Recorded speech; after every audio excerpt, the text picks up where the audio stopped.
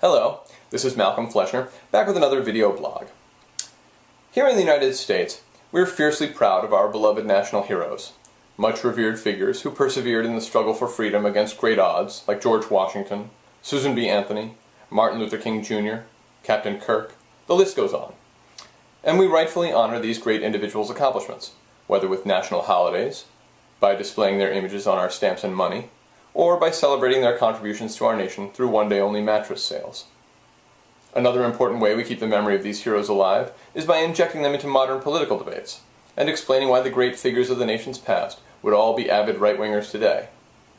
Martin Luther King Jr. is the perfect example, whether it's the GOP group Raging Elephants claiming, with no supporting evidence, that King was a Republican, Sean Hannity using the MLK Day every year to badmouth the NAACP and other black leaders, or Sarah Palin suggesting that she and her followers are carrying on Dr. King's work promoting peace and justice. Then there's Defense Department General Counsel Jay Johnson, who celebrated the most recent Martin Luther King Day by arguing that King would support the United States' wars in Afghanistan and Iraq.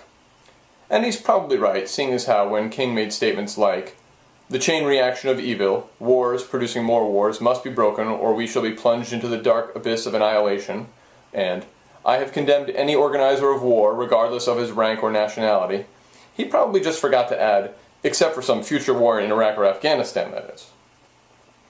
Another big right-wing MLK fan is Glenn Beck, because even though in his day Martin Luther King was widely denounced by political opponents as a Marxist and a communist, these days Beck dedicates hours of airtime to explaining what a hero King was to him. You know, when he isn't busy denouncing political opponents as Marxists and communists, that is. Beck has even described himself and his followers as the inheritors and the protectors of the civil rights movement that King led. Dr. King, of course, advocated nonviolence and believed in loving one's enemies, as he explains in this clip. And one of the first principles of nonviolence is a willingness to be the recipient of violence while never inflicting violence upon another.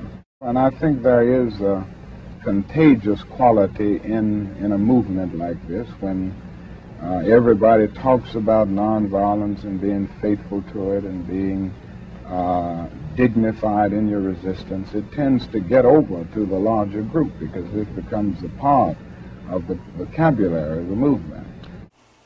Now let's listen to a clip of Glenn Beck. But how many people have I said, let's kill with a shovel, huh? How many people have I said, let's line them up and shoot them in the head? Jesse Jackson or Charles Rangel. Man, that guy, there's a guy. Hey, there's where we start. Charles Rangel. And now, people we'd like to beat to death with a shovel. Charlie Rangel. There's a time for everything. To every purpose, there is a season. And let me tell you, baby, today, the season is clubbing people over the head with shovels. My God, it's like they're the exact same person. But it's not just Martin Luther King whose memory gets impressed into service of the right-wing agenda. Conservatives just love to talk about how much the Founding Fathers would agree with them as they extol all the Founders' great accomplishments. Although Congresswoman Michelle Bachmann may have gone a bit overboard in a recent speech when she gave the Founders credit for ending slavery, not to mention defeating the Nazis in World War II, curing polio, and inventing the iPhone. Frankly, it's only a matter of time before we hear some high-ranking Republican explain that because Rosa Parks boycotted the public buses in Montgomery, Alabama, she would obviously oppose federal funding for public transit. Or that George Washington, who's remembered for chopping down a cherry tree, would be 100% in favor of clear-cutting our national forests.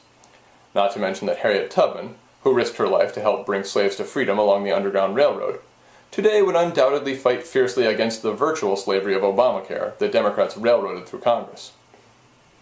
The point is that to these folks, distorting and manipulating the memory of genuine American heroes who are dead and therefore not in a position to defend themselves is a small price to pay when you've got an opportunity to score cheap political points and further your right-wing agenda. For as another great American hero, John F. Kennedy, once said, "Ask not what your country can do for you. Ask what you can do to take back your country from a Kenyan-born, freedom-hating, secret Muslim."